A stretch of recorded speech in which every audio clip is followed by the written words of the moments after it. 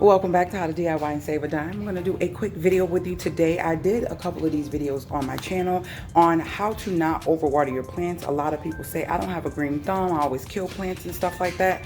So this is a video that was requested. I get a lot of questions about watering, so I said, let me just do this over again with a bigger plant. Now, what you see in front of me is a oil pan thing, like when you change your oil from Dollar Tree. This is all this is. And this usually will accommodate any plant because of the size of it. It's nice and big at the bottom.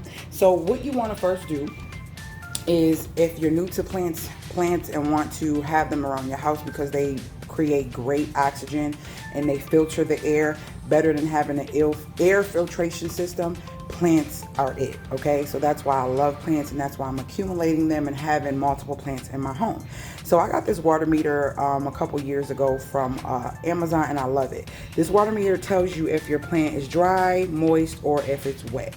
You really don't want to have it like this unless you just watered it. You don't want it to say wet. So you want to keep it in the moist zone going into that area, but not totally in the 9-10 area. All right. So the plant that I have is right here. And I already went into the plant around it in different areas, and you can see that the meter, let me zoom in, is reading dry. So when you have a big plant like this, you want to go around in different areas. I'm going to do another video just with this, so that way, if you're looking for different plant care videos, you can find them. So see, it's dry. And you want to go in different areas because it's big, so it has lots of roots. So we know that that plant is dry, right? And I always say, put a piece of tape, hold on. Put a piece of tape on it, so that way you can know that you're going deep enough in the plant to figure out if it's dry totally down to the bottom. All right. Now, the thing with roots, they're at the bottom of the pot, and that's where the water is, the plant is being fed through the roots. So my thing, and a lot of people who do bottom feeding, is let the plant drink what it wants. So this is a way that you're not giving it too much.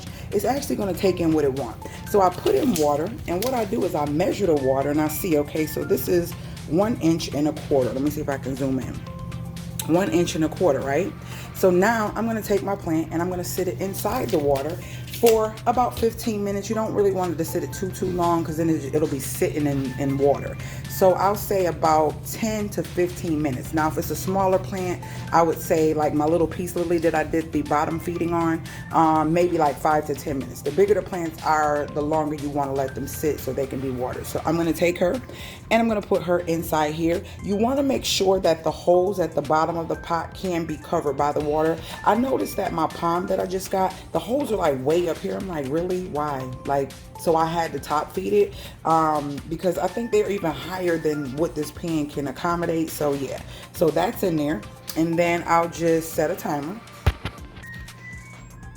That's my machine, but the timer is set, and then we'll be back so you can see how this has fed on the water and how low the water is after the feeding. All right, guys, so the timer went off. Let's see how much water that this plant drunk. So I like to take it out and I drain it on my IKEA sheet with my cookie rack, so that the water can literally drain. So I hold it up for a little bit, get as much as I can out of it by kind of, wobbling it around to all the different holes. And I usually let these sit out before I even put them back, because they're in like a cotton twine bag, so I don't want to just put them right back inside that, because it'll cause mold and mildew. So I just set it there and let it take in whatever else is going to take in, and then I measure and see how much water it drunk. Wow, so it is less than an inch. See, it's less than an inch. So that is how you bottom feed, and you want to always let your plants drain. Even when you top feed them, you want them to drain. So that's what I'm doing, is going to let it sit here and drain.